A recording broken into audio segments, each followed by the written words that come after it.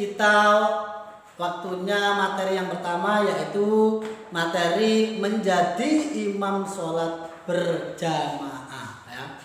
Sebelum masuk ke materi menjadi imam sholat berjamaah, Pak Anwar mau bertanya terlebih dahulu ya.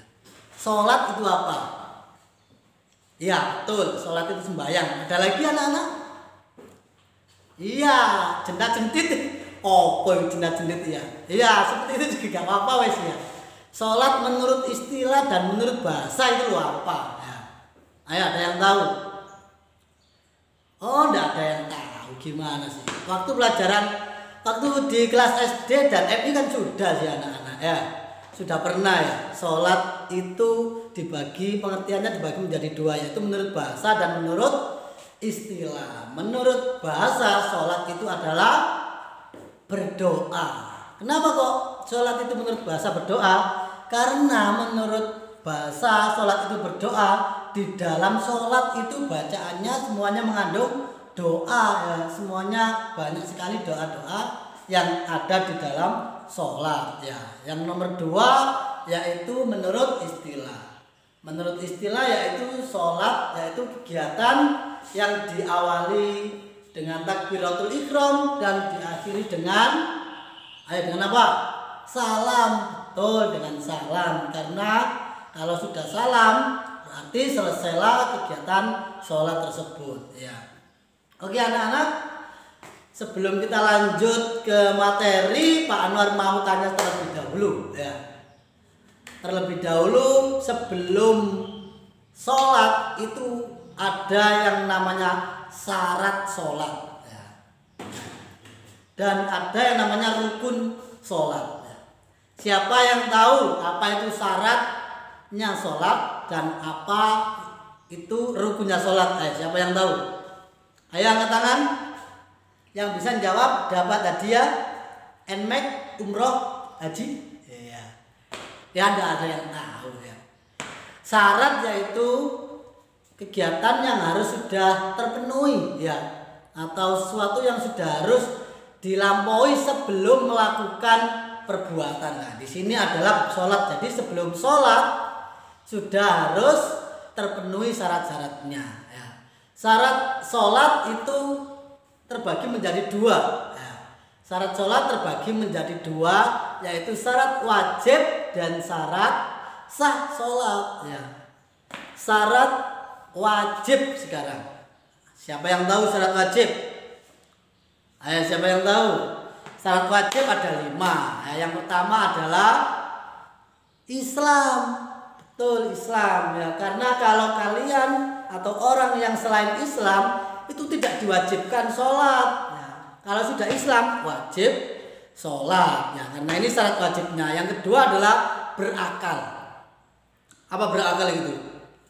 Tidak gila ya. Jadi kalau orang tidak berakal tidak wajib sholat ya. Orang gila tidak wajib sholat. Orang tidur tidak wajib sholat karena tidur itu dianggap tidak berakal ya.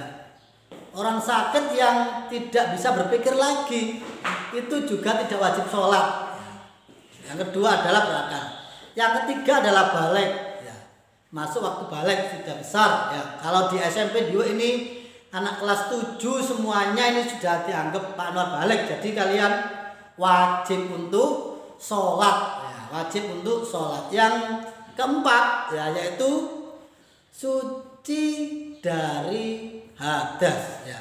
Suci dari hadas, maksudnya suci dari hadas itu dari haid dan nifas ya. Kalau orang berhadas ya, berhadas besar ya, tidak boleh sholat terlebih dahulu. Orang lagi haid tidak boleh sholat ya, malah dosa nanti kalau sholatnya. Itu yang keempat. Orang nifas, tahu nifas? Nifas itu orang perempuan yang setelah melahirkan itu biasanya masih mengeluarkan darah nifas. Itu yang dinamakan nifas setelah melahirkan ya. Yang terakhir yaitu syarat wajibnya yaitu mengerti ilmu tentang sholat. Jadi tahu kalau sholat itu wajib ya. Kalian sudah tahu apa belum kalau sholat itu wajib?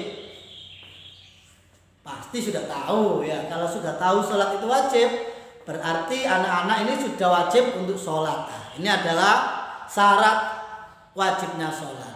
Dan syarat sah Apa itu sah? Ya sah ya. Syarat sahnya sholat ada 4. Yang pertama yaitu telah memasuki waktu ya, telah memasuki waktu untuk sholat.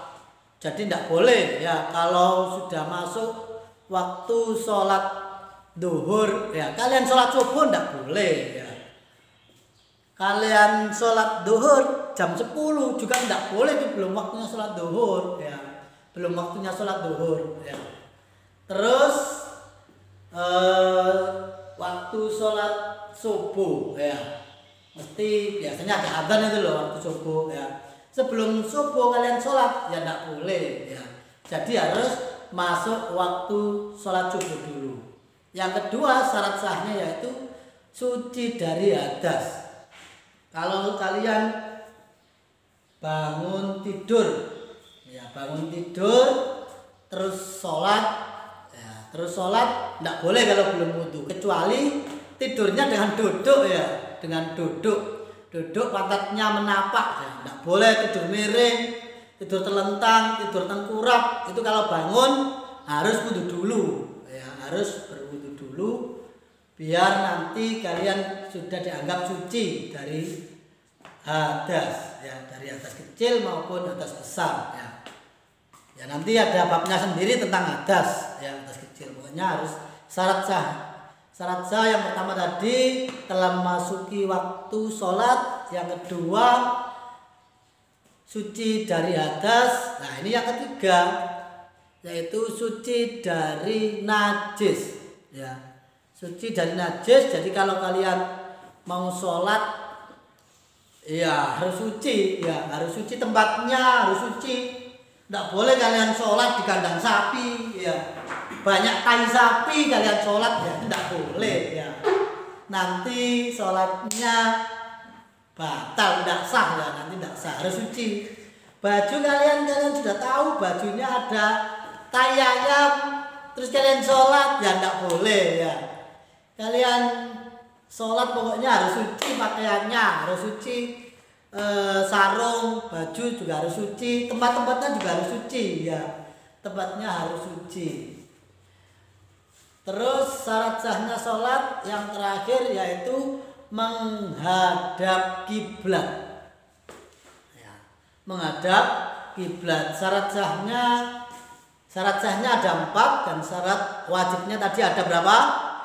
5, betul 5 ya. Untuk syarat sah yang terakhir tadi adalah menghadap kiblat. Kalau tidak tahu arah Pak, bagaimana? Nah, kalau tidak tahu arah ya, contoh kalian di hutan ya. Kalau anak pramuka biasanya bisa ya di hutan mencari arah sebelah barat mana, tahu ya. Bisa pakai rumput, oh maaf, bukan rumput ya, itu lumut ya. Di lumut di pohon itu loh. Kalau bagian yang tidak ada lumutnya itu biasanya arah timur. Yang bagian sebelah pohonnya yang lumutnya tebal itu biasanya arah barat ya. Ya pokoknya menghadap kiblat, menghadap kiblat. Dan kiblat itu berada di dalam mana?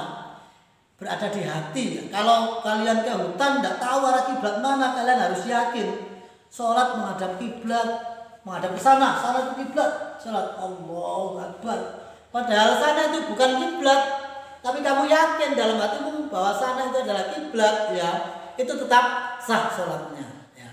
Karena mengapa syaratnya itu bukan menghadap Ka'bah karena dan menghadap kiblat, karena kiblat itu berada di hati ya.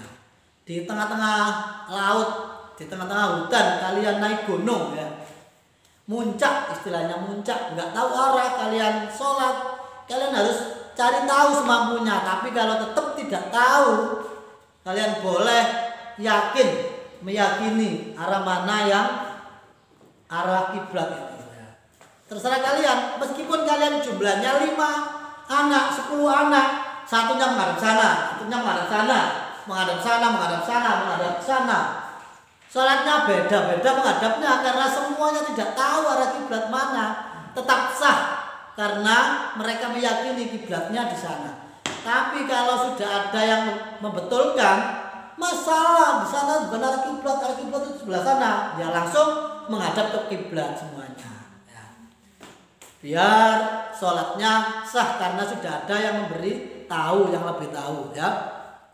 Itulah anak-anak yang harus kalian mengerti sebelum masuk ke bab menjadi imam sholat ya. Yang pertama adalah syarat sholat terlebih dahulu ya. Syarat sholat tadi sudah dibagi menjadi dua ya. Tadi sudah diterangkan oleh Pak Anwar. Sekarang yang nomor 2 yang harus kalian mengerti sebelum melakukan sholat. Ayo apa? Ayo, wudu ya, betul wudu. Ada lagi? Ayo apa? Memakai baju ya, betul memakai baju. Ayo ada lagi? Ya Rudi, ya, ya siapa lagi? Ya Anto, Aini, ada tahu? Sucikra tahu? Sucikra, iya. Saya jelaskan ya. Sebelum sholat itu kalian harus tahu semuanya tentang rukun sholat. Rukun sholat. Rukun sholat tahu rukun sholat? Ya, tadi syarat sholat ya sudah saya jelaskan. Sekarang rukunnya. Rukun sholat itu apa? Ayo. Iya betul. Rukun sholat itu ya kegiatan yang dilakukan berbarengan dengan sholat. Ya. Kalau rukun haji kegiatan yang dilakukan berbarengan dengan haji. Ya. Rukunnya wudhu ya dilakukan berbarengan dengan wudhu. Ya. Karena ini rukunnya sholat dilakukan berbarengan dengan sholat. Ya. Rukun sholat sekarang rukun sholat. Yang pertama apa yang pertama? Ayo apa yang pertama? Niat betul ya. Yang pertama adalah niat. Ya, yang pertama adalah niat. Yang kedua berdiri bagi yang mampu. Ya.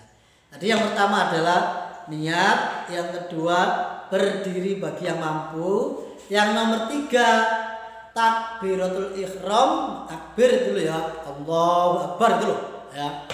Yang keempat membaca surat Al-Fatihah, yang nomor 5 ruku, yang nomor 6 tumak nina, yang nomor 7 i'tidal, 8 tumak nina, terus nomor 9 sujud dan tumak nina.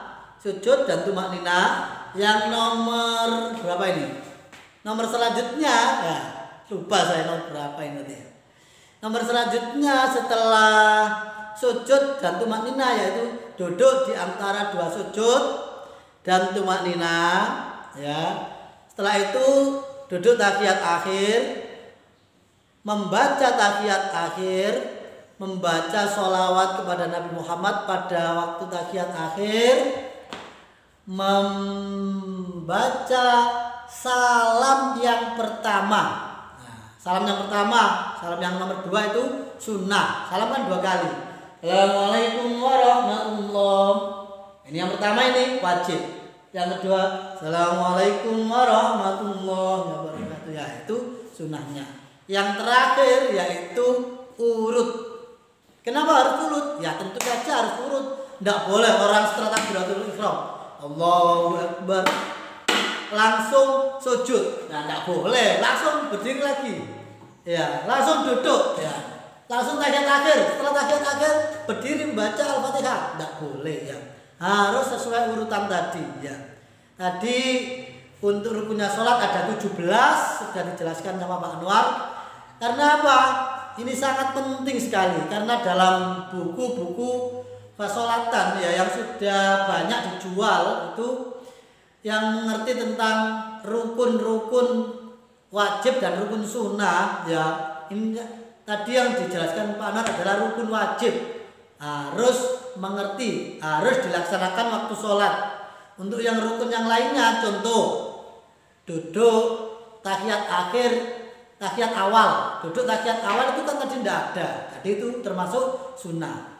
Membaca surat pendek, nah itu termasuk sunnah. Membaca doa iftitah termasuk sunnah. Nah, Mengetahui rukun wajib dan rukun sunnah, rukun wajib yang ada 17 tadi dan rukun sunnah selain itu, ya, itu termasuk ada yang mengatakan syarat sah. Jadi kalau nggak tahu sholat itu apa saja rukun-rukun wajibnya, termasuk sholatnya itu nggak sah, ya, karena nggak tahu apa itu sing diwajibkan dalam sholat itu loh, yang diwajibkan sholat itu apa saja nggak ngerti.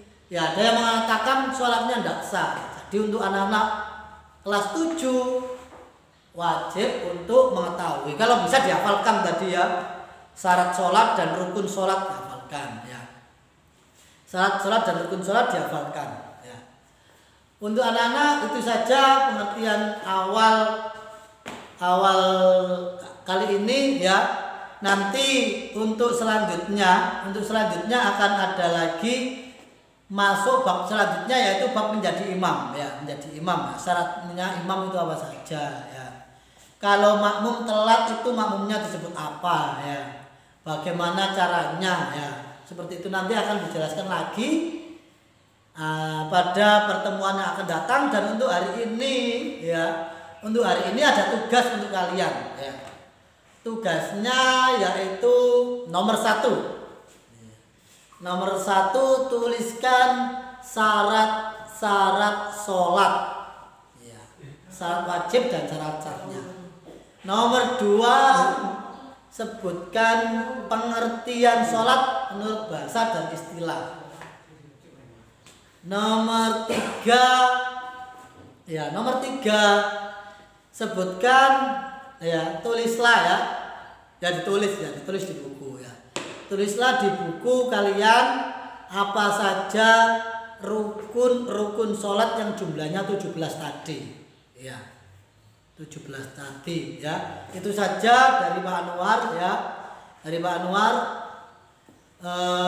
untuk mengakhiri pelajaran, marilah kita berdoa terlebih dahulu. Kalian berdoanya silakan diikuti setelah Pak Anwar. Dan setelah berdoa kalian jangan langsung bermain ya, ini masih ada tugas ini masih 2 jam loh ya, pelajaran muloknya ini 2 jam loh ya. Jadi harus diselesaikan dulu ya, tugasnya ya. Jangan terburu-buru bermain ya. Kalian sudah banyak main game gitu ya, di rumah sudah libur mulai tanggal 16 Maret gitu ya. Maret, April, Mei, Juni loh, hampir setengah tahun kalian belajar di rumah dan liburan ya. Kalau anak-anak mungkin rasanya seperti liburan ya. Ya, kita akhiri itu tugasnya tadi. Tolong dikerjakan, ditulis di buku. Nanti harus kalian foto, kalian setorkan ke gurunya masing-masing. Ya, tadi sudah perkenalan sama guru muluknya masing-masing. Kelas 7, mulai dari kelas 7 AB siapa ya.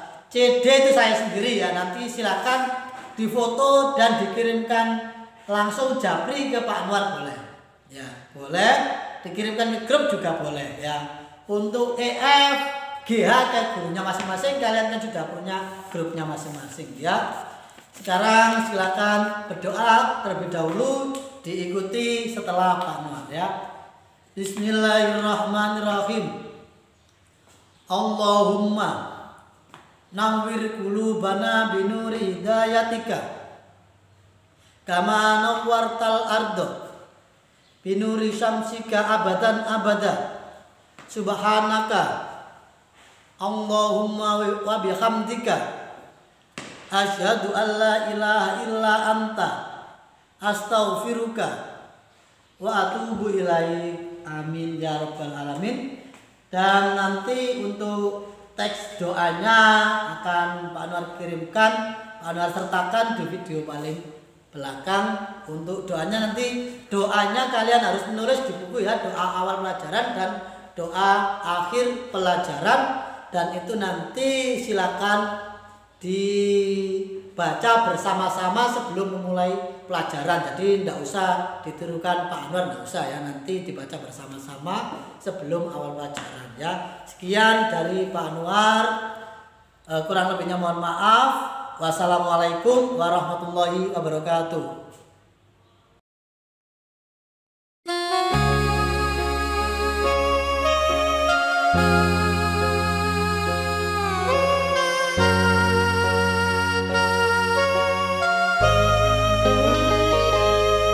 kembang tebu